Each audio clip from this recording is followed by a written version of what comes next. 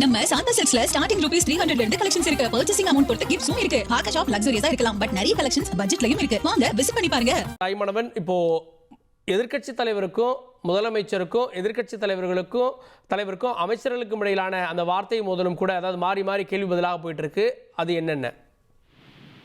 தொடர்ந்து இங்கே அவையில ஒரு காரசாரமான விவாதம் என்பது ஏற்பட்டிருக்கிறது. கூச்சல் குழப்பம் என்பது ஏற்பட்டிருக்கிறது. குறிப்பாக இந்த கரூர் சம்பவம் தொடர்பாக தமிழக முதலமைச்சர் அரசின் சார்பில் என்ன நடவடிக்கை எடுக்கப்பட்டது என்பது தொடர்பான விவரங்களை எல்லாம் அளித்திருந்தார். அதன் தொடர்ச்சியாக எதிர்க்கட்சி தலைவர் எடப்பாடி பழனிசாமி பேசும்போது கூட பல்வேறு விமர்சனங்களை அவர் முன்வைத்திருந்தார். குறிப்பாக வேலுச்சாமிபுரத்திற்கு எதற்காக கொடுக்கப்பட்டிருந்தது, அதிமுகவுக்கு அனுமதி கொடுக்காத காவல்துறையினர் தமிழக கழகத்திற்கு மட்டும் எதற்காக அனுமதி கொடுத்திருந்தார்கள். குறிப்பாக தாவேக தலைவர் விஜய் பங்கேற்ற கடந்த 4 கூட்டங்களிலுமே கடுமையான மக்கள் கூட்டம் என்பது இருந்து வந்தது. அத்தகைய சூழல்ல வேலுச்சாமிபுரம் போன்ற ஒரு குறுகலான இடத்தை அரசு எதற்காக கொடுத்தது என்பது தொடர்பான கேள்விகளை எல்லாம் அவர் முன்வைத்திருந்தார். அது மட்டும் இல்லாம முதலமைச்சருக்கு இந்த விவகாரத்துல ஒரு பயம் இருப்பதாக அவர் குறிப்பிட்டிருந்தார். குறிப்பாக முதலமைச்சர் எதற்காக பதறுகிறார் என்ற ஒரு கேள்வியை அவர் எழுப்பியிருந்தார். இந்த நிலையில்தான் பேரவையில அதிமுகவினர் தொடர்ச்சியாக கூச்சல்ல ஈடுபட்ட வண்ணம் இருக்கிறாங்க. அமைச்சர்களும் மாறி மாறி பல்வேறு கருத்துக்களை தெரிவித்து வருவதால ஒரு கூச்சமும் குழப்பமும் என்பது ஏற்பட்டிருக்கிறது. சபாநாயகர் அப்பாவு கூட என்னுடைய அனுமதி இல்லாமல் யாரும் பேசக்கூடாது, அனுமதி அளித்தவர்கள் மட்டும் பேசுங்கள் என்று தொடர்ச்சியாக குறிப்பிட்டிருக்கிறார். நாமக்கல்ல 35 பேர் கூட்ட நெரிசல்ல மயக்கமடைந்திருந்தார்கள், திருச்சியில 12 பேர் மயக்கமடைந்திருந்தார்கள் என்பது தொடர்பான விவரங்கள் எல்லாம் சட்டத்துறை அமைச்சர் ரகுபதி தெரிவிக்க, தொடர்ந்து மாறி மாறி அமைச்சர்களும் அதிமுகவின் எதிர்க்கட்சி தலைவர் எடப்பாடி பழனிசாமியும் தொடர்ச்சியாக மாறி மாறி பல்வேறு விஷயங்களை பேசி வருகிறாங்க. இதனால கூச்சலும் குழப்பமும் தொடர்ச்சியாக ஏற்பட்டிருக்கிறது.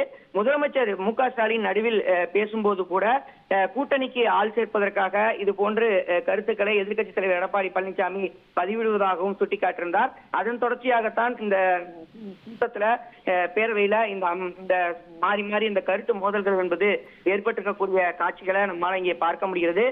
பேரவையில பொத்தாம் பொதுவாக பேசக்கூடாது என முதலமைச்சர் குறிப்பிட, தொடர்ந்து எடப்பாடி பழனிசாமி அவர்கள் பேச்சில் உள்ள சில வார்த்தைகளை நீக்கம் செய்வதாக சபாநாயகர் அப்பாவு தெரிவிக்க, தொடர்ச்சியாக அதிமுக எம்எல்ஏக்களும் எதிர்க்கட்சி தலைவர் எடப்பாடி பழனிசாமியும் பல்வேறு கருத்துக்களை மாறி மாறி பேசி வருகிறார்கள். குறிப்பாக கரூரில் நடந்தது என்ன, அரசு எடுத்த நடவடிக்கை என்ன என்பதை முதலமைச்சர் தெளிவாக விளக்கி இருப்பதாக மூத்த அமைச்சராக இருக்கக்கூடிய துரைமுருகன் குறிப்பிட, அதன் தொடர்ச்சியாக கூட்டணிக்காக நாங்கள் பேசவில்லை, முதலமைச்சர் கூறிய வார்த்தையை பேரவையில் நீக்க வேண்டும் என எதிர்க்கட்சி தலைவர் எடப்பாடி பழனிசாமி திடீரென பேசி வருகிறார்.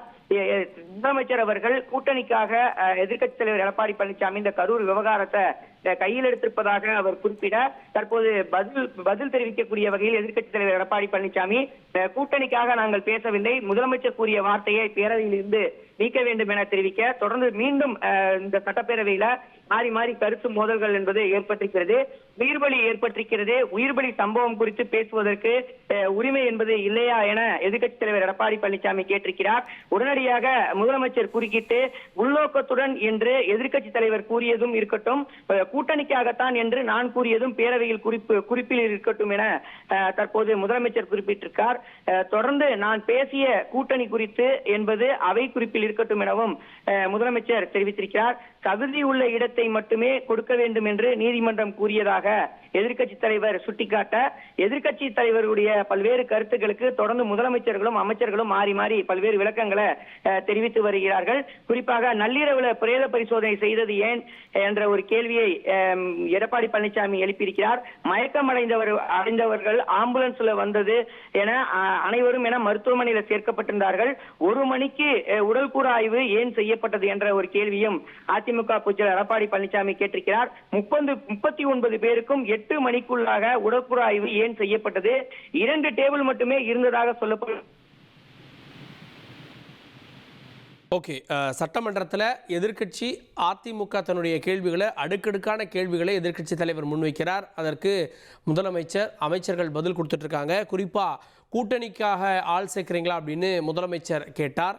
அந்த விஷயத்தை அவை குறிப்பில் இருந்து நீக்குவதாக சபாநாயகர் சொன்னார். ஆனால் அதை நீக்க வேண்டாம் அப்படின்னு முதலமைச்சர் திரும்பவும் சொன்னார். உள்நோக்கம் இருப்பதாக, அதாவது இடத்தை தேர்வு செய்து கொடுத்ததில் உள்நோக்கம் இருப்பதாக மக்கள் நினைக்கிறாங்க அப்படின்னு எதிர்க்கட்சி தலைவர் சொன்னார். அதுவும் இருக்கட்டும் அப்படின்னு முதலமைச்சர் குறிப்பிட்டிருக்கிறார். குறிப்பாக எப்படி காலையிலக்குள்ள 39 உடல்கள் உடல்கூறு ஆய்வு செய்யப்பட்டது அப்படின்ற கேள்வியை எதிர்க்கட்சி தலைவர் எழுப்புகிறார். 2 டேபிள் தான் இருந்தது, 39 பேருக்கு எப்படி உடற்கூறு ஆய்வு செய்யப்பட்டது அப்படின்ற கேள்வியை அவர் எழுப்பியிருக்கிறார்.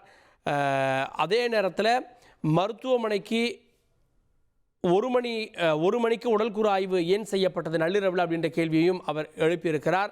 இந்த விவகாரத்தை உச்சநீதிமன்றமும் எழுப்பியது. ஆனால் உச்சநீதிமன்றத்திற்கு விளக்கம் கூறப்பட்ட பிறகு மனுதாரர்களுக்கு உச்சநீதிமன்றமே சொன்னது இல்லை, மாவட்ட ஆட்சியருடைய ஒப்புதல் இருந்தது அப்படின்னா, மருத்துவக் கல்லூரி மருத்துவமனையில் வசதிகள் இருந்ததுன்னா நள்ளிரவில் கூட போஸ்ட்மார்ட்டம் பண்ணலாம் அப்படின்றத சொன்னது. இதே விவகாரத்தை எதிர்க்கட்சி தலைவர் எழுப்பியிருக்கிறார். இடம் கொடுக்கப்பட்டதில் உள்நோக்கம் இருக்கிறதான்ற கேள்வி அவர் எழுப்ப, அப்படி இல்லை அப்படின்னு முதலமைச்சர் சொல்ல, எதிர்க்கட்சி தலைவருடைய அடுத்த கேள்விகளுக்கு முதலமைச்சர் பதில் கொடுத்தும் வருகிறார்.